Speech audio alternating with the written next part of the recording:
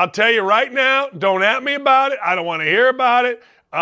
No, I will not bet against Klay Thompson and Steph Curry and Draymond Green in the NBA Finals. I won't. I think the Boston Celtics are really good.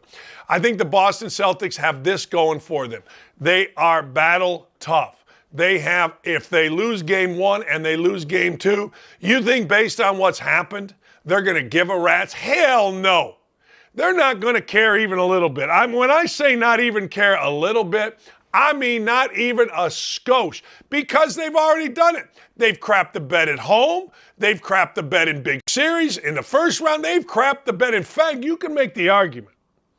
You could absolutely make the argument that the Boston Celtics should have and could have lost in the first round of playoffs against the frickin' Milwaukee Bucks.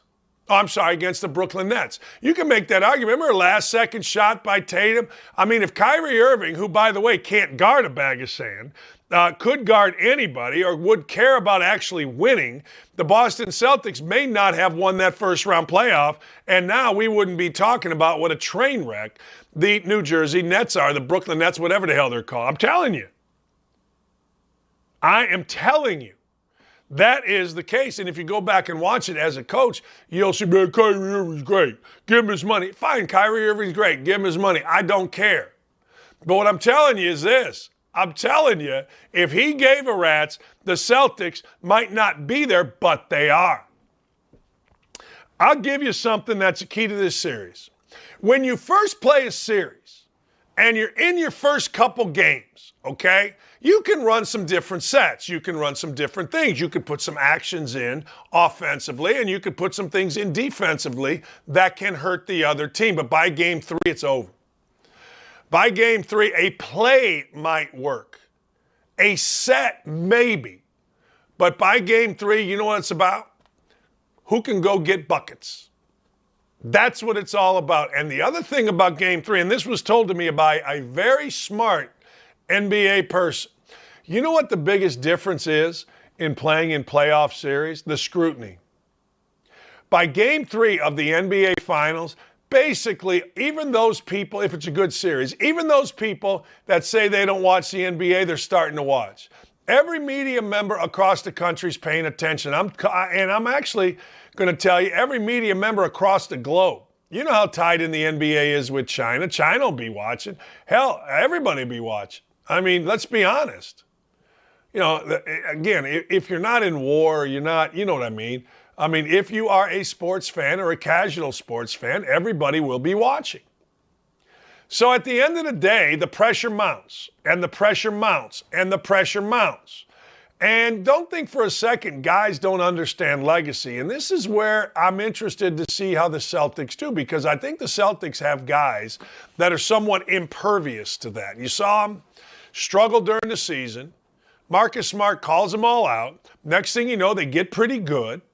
And now they're in the NBA Finals. That is a hell of a way to go about your season. The Warriors are just different. The Warriors, 6 out of 8 years, man, they've been in this thing. You think anything's really going to get to Steph Curry? Now, make no mistake. Steph Curry isn't perfect. He'll take some ridiculously bad shots. He will. Draymond Green, he ain't perfect either. He'll turn down some ridiculously good shots because he's got a little bit of Ben Simmons in him. It is a great team and a dynasty. And I'm not going to get into all this stupid dynasty talk. That's just for idiots. I'm not doing that. But I will say this. They win this one. You know, really, is there an end in sight? I'm sure there is. But is there really an end in sight? I mean, is there really like, hey, look, I see these guys slowing down because I don't. And now, given the way people go about taking care of their bodies, but they could play for a long time. But here's what I'm looking at. Tonight's game, I got no idea who's going to win. The old rest versus rust thing. But I'll tell you this. I'm not betting against Steph Curry in this series. And here's a last thing, and then we got to go to break, and Jason Hammer is going to join us. But the other thing is this. Betting against Steph Curry, I've said this every day.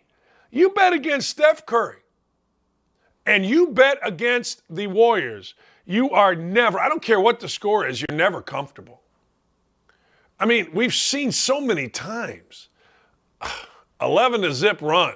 Whap, whap, whap. 3 threes and a deuce. And next thing you know, you're going, wait a second. How the hell did that happen? We're up at 9. Now we're down 5. The Warriors are getting 3.5 tonight. The over-under is 212.5. I don't think I'd touch either. If I was going to do anything, I guess I'd pay the $65 juice. But watch what I'm telling you. Watch after game 3. When the scrutiny really comes. Who can step up and who's going to go away? That's the key in this series. First game's fine. Second game, fine. It's all fine. But I'm just saying. I'm telling you. After game 3, can the Boston Celtics handle the heat that comes with a worldwide championship? And make no mistake, like football's worldwide because people watch it. Basketball's worldwide because people watch it and they play it. Nobody's playing football in, I don't know, wherever some of these NBA guys are from, South America, I don't know, wherever. I guess they are playing in Canada. Different places. They're not playing football. They're playing basketball. They know basketball. Pressure becomes very, very strong. It mounts.